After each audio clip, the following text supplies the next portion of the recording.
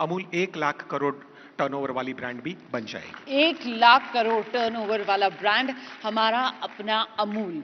Marketing की आपने strategy की बात की, आपने बताया कितना कम आप लोग उसमें खर्च करते हैं, लेकिन अमूल की मार्केटिंग ऐसी है कि कोई ऐसा नहीं होगा जिसको अटली बटली डिलिशियस अमूल ये लाइन ना याद हो। मतलब बचपन से, छोटे से बच्चे से लेकर बड़े बूढ़ों तक ये तो बिल्कुल रटी हुई लाइन है। इसमें भी एक चेंज लेकिन हम देख रहे हैं कि कैसे वो पहले सिर्फ अटली बटली डिलिशियस वाला एक फ्लेवर था, लेकिन उसके बाद टेस्ट ऑफ इंडिया हमने देखा वो आ गया, और अब उसमें कुछ और चेंज जो आप लोग लेकर आ रहे हैं। बहुत सटल चेंज होता है लेकिन होता है। नहीं तो यही टेस्ट को हम कैसे विश्व भर में पहुंचाएं, हाँ। अभी उस दिशा में काम चल रहा है।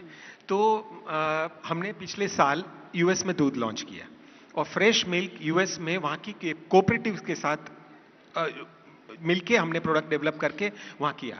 अब भारत में तो भैंस का दूध 6% फैट का दूध हम सब पसंद करते हैं, पर यूएस में सबसे हाईएस्ट फैट कंटेंट होता है 3-3.5% दूध का, और वहां पे हमने 6% दूध अमूल गोल्ड जो आप इंडिया में जिस नाम और स्वाद से लेते हैं वही यूएस में लॉन्च किया।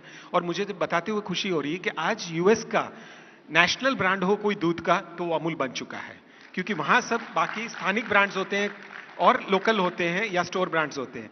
पर यूएस के कोस्ट टू कोस्ट आप कैलिफोर्निया में जाएंगे, न्यूयॉर्क भी जाएंगे, शिकागो जाएंगे या टेक्सास जाएंगे, सभी जगह पे 35 राज्यों में अमूल ब्रांड का दूध बिकता है। स्वाद इंडिया की धूम जो है वो अमेरिका तक पहुंच गई, तो अमूल दूध पीता है अमेरिका भी आज हो चुका है।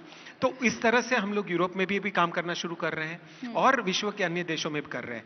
तो ये जो टेस्ट ऑफ इंडिया है अगर जाता है विश्व में, माननीय प्रधानमंत्री जी का एक विजन रहा है कि भारत के हर फूड आइटम विश्व के हर डाइनिंग टेबल पे होने चाहिए।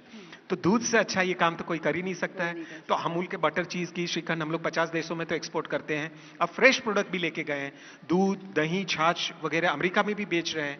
तो उसकी वजह से इस ब्रांड को विश्व के बड़े बाजारों में हमको पॉपुलराइज करना है, और साथ में ये मॉडल भी ऐसा है जो हर डेवलपिंग कंट्री को जरूरत है।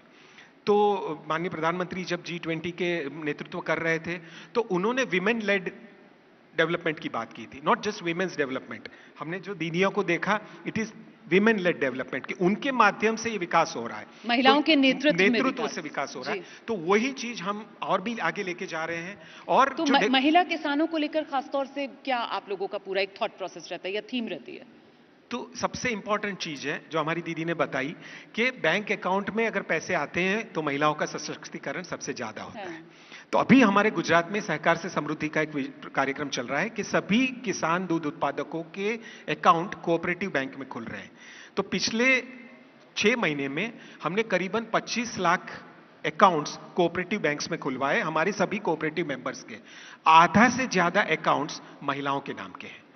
तो रोज का 200 करोड़ रुपए अमूल दूध खरीदता है जो किसानों से, उसमें से आधे से ज्यादा पैसा हमारी महिलाओं के बैंक अकाउंट में जाता है। महिलाओं के अकाउंट में जा रहा है। हाँ, तो उनके हाथ में जब ये पैसा आता है तो वो पूरा अपने परिवार का तो ख्याल रखती हैं, अपनी गाय भैंसों का ख्याल रखती हैं, और साथ में उनको जो नए उद्यम करने हैं उसमें भी उनको एक सपोर्ट मिलता है।